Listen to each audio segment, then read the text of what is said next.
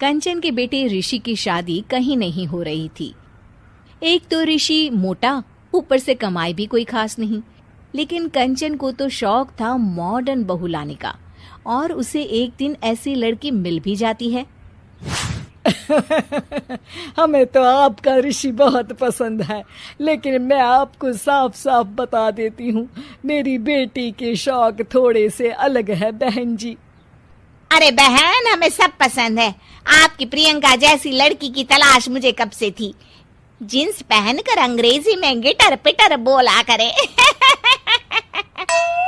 अरे बहन जरा सुन तो लो, मेरी बेटी के शौक क्या क्या है। अरे नहीं नहीं बहन, बस लड़की को देख लिया तो सब कुछ देख लिया। आप ना शादी की तैयारी करो, और वो जरा सामान की लिस्ट भी दी है ना मैंने। हाँ बहन जी, सारा सामान शादी से एक दिन पहले ही आपके दरवाजे आ जाएगा।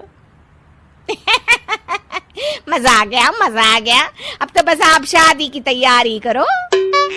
प्रियंका के माता पिता के जाने के बाद कंचन का पति उससे कहता है, अरे भाग्यवान, तुम तो कुछ ज्यादा ही जल्दी दिखा रही थी शादी की।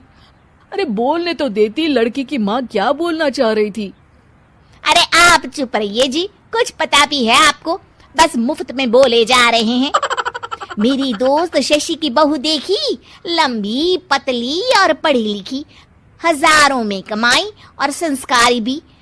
अरे पर जब वो मेरी बहू देखेगी तो जल भुन जाएगी। लेकिन तुम तो शादी ऋषि के लिए कर रही हो ना, या शशि के लिए? तुम्हारा लड़का कुछ कमाता भी नहीं है, और शरीर भी भगवान की दुआ से फूलता ही जा रहा है। फिर बोले आप हैं? फिर बोले आप? मैंने कहा ना, प्रियंका जैसी जींस पहनकर अंग्रेजी झाड़ने वाली बहू किस्मत वालों को ही मिलती है। चुप रहिए आप।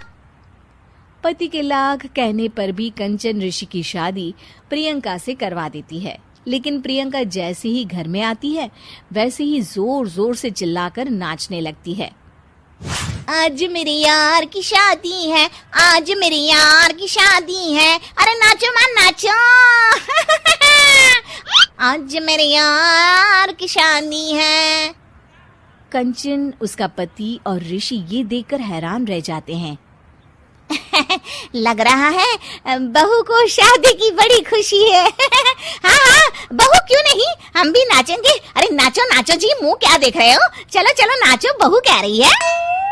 कंचन ये कहकर प्रियंका के साथ नाचने लगती है। ऋषि और उसके पिता वहां से चले जाते हैं। अगले दिन कंचन अपनी सहेलियों को प्रियंका से मिलवाने के लिए घर बुलाती है, जहाँ शशि भी आती है। अरे शशि, कैसी हो? मैं ना तुम्हें प्रियंका से मिलवाती हूँ। अरे सच में बहुत ही एडवांस सोच की लड़की है। कितने मॉडर्न ख्यालात है उसके, पता है तुम्हें? अरे हाँ कंचन, जरूर। बच्चों की शादी अच्छी ही होनी चाहिए, और वैसे भी तुझे तो शुरू से ही ऊंचे ख्याल की बहू चाहिए थी। तभी कंचन की सहेली कहती है, अरे कंचन, बुलाओ ना प्रियंका को, हम भी मिल ले। अरे बहू प्रियंका, जरा बाहर तो आना। कई बार आवाज देने के बाद भी प्रियंका बाहर नहीं आती है, तो कंचन को बुरा लग जाता है। वो उसे लेकर बाहर आती है, लेकिन ये क्या, प्रियंका लड़खड़ाती हुई बाहर आती है और उसके हाथ में शराब की बोतल होती है।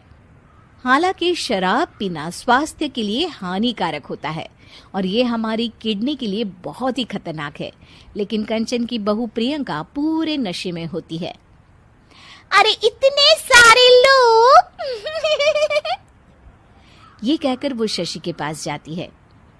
आंटी जी, पत्ते खेलेंगी, पत्ते। अरे दूर हो, दूर हो, तुम्हारे मुंह से तो शराब की बदबू आ रही है। अरे कंचन, माना तुम्हें मॉडर्न बहू चाहिए, लेकिन आधुनिकता का मतलब ये तो नहीं ना। बुरा ना मानना कंचन, तुम्हें पता था कि तुम्हारे बेटे की कमाई और शरीर दोनों ही ठीक नहीं है, तो तुम्हें उसी हिसाब की लड़की से शादी करवानी चाहिए थी। ऐसा कहकर सभी औरतें वहां से चली जाती है। तभी प्रियंका की माँ कंचन के घर आती है। अरे बहन जी, बड़ी चालाक निकली आप तो। बिना बताए अपनी पियक्कड़ बेटी मेरे लायक बेटे के गले में बांध दी।